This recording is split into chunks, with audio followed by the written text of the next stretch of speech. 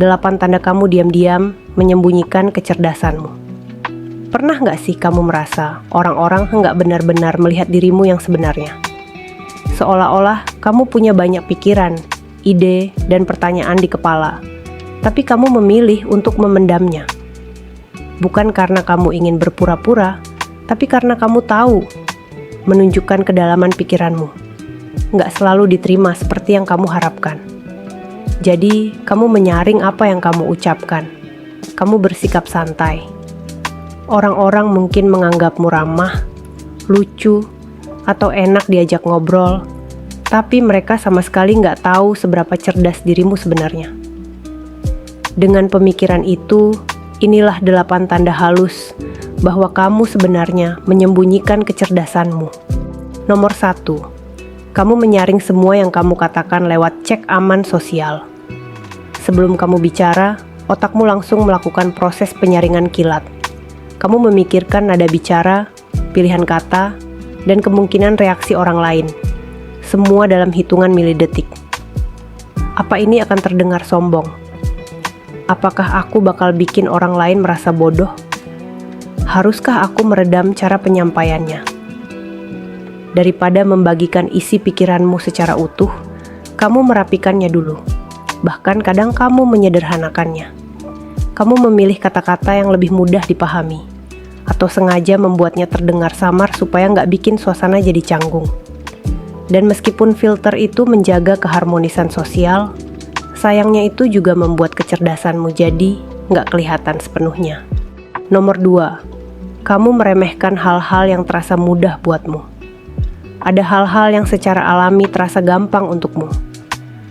Kamu bisa mengenali pola, memprediksi hasil, atau memahami konsep abstrak dengan cepat. Kemampuan-kemampuan ini udah jadi kebiasaan, sampai kamu mengira semua orang juga bisa melakukannya. Jadi, saat orang lain terkesan atau memuji, kamu malah bingung. Kamu merespons dengan santai, "Ah, itu gampang kok," atau nggak seberapa. Padahal, apa yang kamu lakukan sebenarnya butuh keahlian atau wawasan yang nggak semua orang punya. Mungkin kamu sudah begitu terbiasa dengan ini, sampai kamu percaya bahwa kalau sesuatu terasa mudah, berarti itu nggak istimewa. Nomor 3, kamu menyembunyikan pencapaianmu. Ada pencapaian yang sebenarnya kamu banggakan.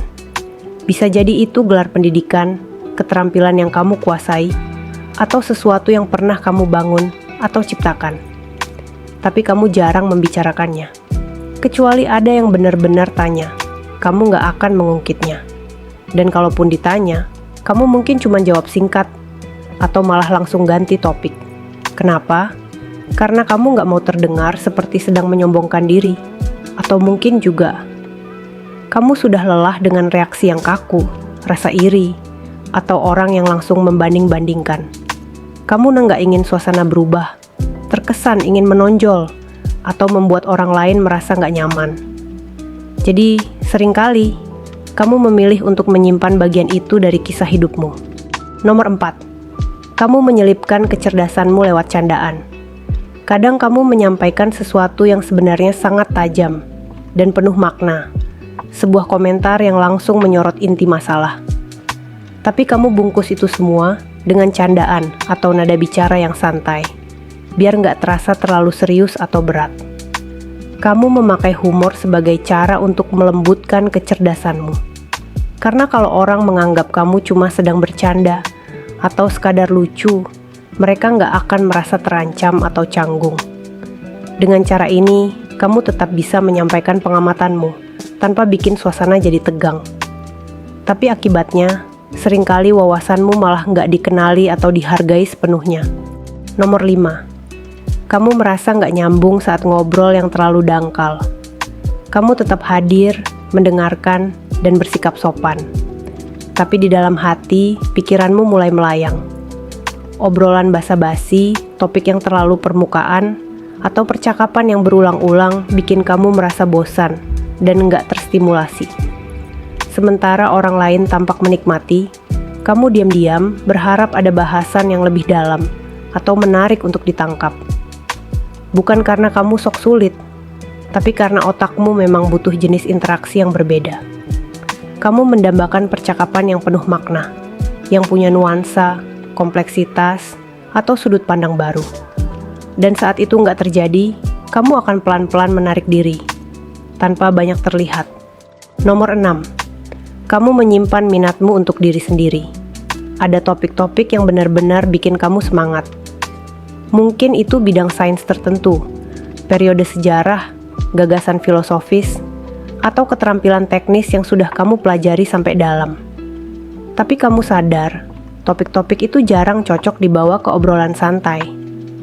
Nggak semua orang punya rasa penasaran sedalam yang kamu miliki.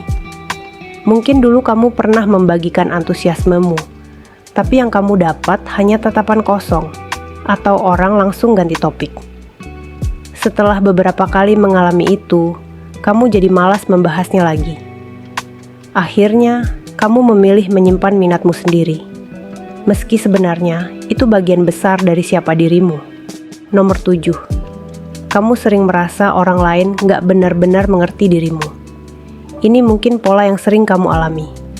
Kamu menyampaikan sesuatu yang dalam atau penuh makna, tapi malah disalahpahami. Atau kamu berbagi sudut pandang, tapi langsung diabaikan atau dianggap nggak penting. Lama-lama, terus-menerus harus mengulang atau menjelaskan jadi melelahkan. Akhirnya, kamu mulai lebih hati-hati memilih kapan bicara. Dan ketika terasa lebih mudah untuk diam daripada harus menjelaskan hal yang kemungkinan besar akan diabaikan lagi, kamu pun memilih untuk menyimpan pikiranmu sendiri. Dari luar, diamnya kamu sering disangka sebagai sikap cuek. Padahal di dalam, kamu sedang sangat terlibat dan berpikir dalam. Nomor 8. Kamu membiarkan orang lain yang tampil, meskipun kamu yang mengarahkan. Orang-orang percaya pada penilaianmu. Mereka datang padamu saat merasa buntu atau butuh bantuan untuk memecahkan masalah. Kamu adalah si pemikir di balik layar, strategis, tenang, dan selalu punya rencana. Tapi saat tiba waktunya untuk bicara di depan umum, membagikan ide di kelompok, atau menerima pengakuan, kamu malah ragu. Bukan karena kamu meragukan kemampuanmu, tapi karena sorotan itu terasa nggak nyaman. Perhatian publik sering terasa seperti tekanan yang enggak sebanding dengan manfaatnya. Akhirnya, kamu memilih tetap di belakang layar, padahal kontribusimu sangat menentukan hasil akhirnya. Tapi begini, kalau kamu merasa harus menyembunyikan kecerdasanmu, mungkin karena dunia pernah mengajarkan begitu. Mungkin dulu kamu dihukum karena terlalu tajam, dianggap aneh karena terlalu dalam. Bukannya dirayakan, kecerdasanmu malah disambut dengan diam, ketidaknyamanan, atau bahkan penolakan. Sekarang, ada hal penting yang perlu kamu tahu. Menyembunyikan kecerdasanmu bukan bentuk perlindungan. Itu justru membuatmu kelaparan secara mental. Kalau semua ini terasa terlalu pas dan menyentuh, mungkin sudah waktunya berhenti menganggap dirimu sebagai beban. Mulailah memperlihatkan sedikit lebih banyak dari siapa dirimu yang sebenarnya. Nggak perlu dipaksakan. Cukup beri ruang untuk pikiran-pikiran aslimu muncul dalam momen-momen kecil sehari-hari. Karena orang-orang yang menghargai kedalaman bukan cuma akan memperhatikan, mereka justru akan lebih menghormatimu karenanya. Terima kasih sudah menonton. Kalau isi video ini terasa relate, tinggalkan komentar ya. Kami ingin dengar ceritamu. Jangan lupa like, subscribe, dan bagikan ke teman yang butuh dengar ini juga. Dan kalau kamu ingin konten lain seperti ini, tetap di sini.